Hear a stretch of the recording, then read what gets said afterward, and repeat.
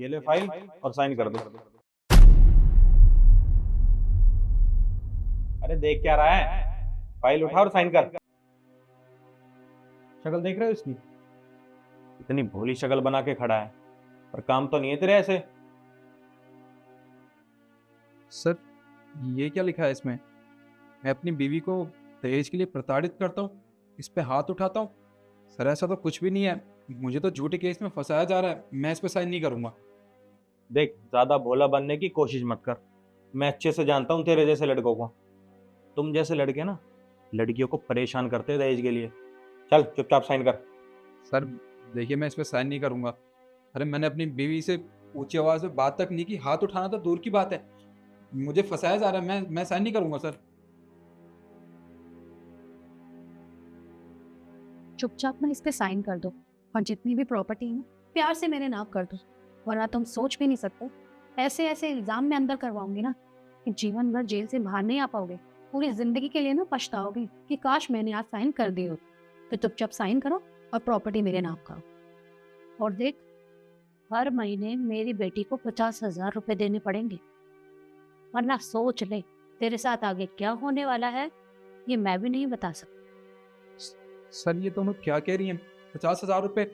Sir, ये तो आपके सामने मुझसे पैसे मांग रही है। ऐसा ऐसा मत करवाइए सर, ऐसा मत कीजिए। लगता है तू ऐसा नहीं मानेगा। पांडे जी, इसको जेल में डालो। रुकिए इंस्पेक्टर साहब, लगता है आपको कानून का पूरा ज्ञान नहीं है। और रही बात इनकी, यहाँ आने से पहले इन्होंने मुझे सब बता दिया। निखिल, क्या हुआ? तू परेशान लग रहा है? सब ठीक है? सिद्धि, कुछ भी ठीक नहीं है। मेरी बीवी है ना, उसने मुझे परेशान करके रखा हुआ है। आए दिन मुझसे खर्चे करवाते रहते, वो भी बेफजूल के। और कहती है कि ये घर उसके नाम कर दूँ।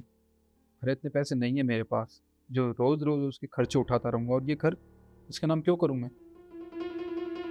मुझे धमकी भी देती है। कहती है कि अगर ये घर उसके नाम नहीं किया तो झूठा केस लगा देगी मुझ पे। समझ नहीं आ रहा मुझे करूँ तो करूँ क्या। देख निखिल, ये बहुत सीरियस मैटर। इससे पहले कुछ और खराब हो तुझे उसके खिलाफ कंप्लेंट कर देनी चाहिए। सिद्धि, ये तो क्या कह रही है? माना कि तू मेरी बहुत अच्छी दोस्त है, तुझे मेरी फिक्र है, पर इसका ये तो मतलब नहीं है ना कि तेरे कहने पे मैं अपनी बीवी पे केस कर दूँ। अरे, मैं उससे प्यार करता हूँ। हाँ, माना कि वो मुझे परेशान कर रही है, पर इसका ये मतलब नहीं है कि मैं उस पर केस कर दूँ। मैं नहीं चाहता कि उसकी बदनामी हो। देख, दिल से सोचना बंद कर, दिमाग से काम ले। नहीं रिद्धि, मुझसे ये सब नहीं होगा। देख, हो सकता है वो थोड़े दिन में खुद सुधर जाए, खुद मेरी बात मानने लगे। ठीक है, जैसे तेरी मर्जी। पर हाँ, कभी भी तुझे तेरी दोस्त की जरूरत पड़े तो मैं तुझसे सिर्फ एक कॉल दूर हूँ, ठीक है? ध्यान रखना। चलती हूँ।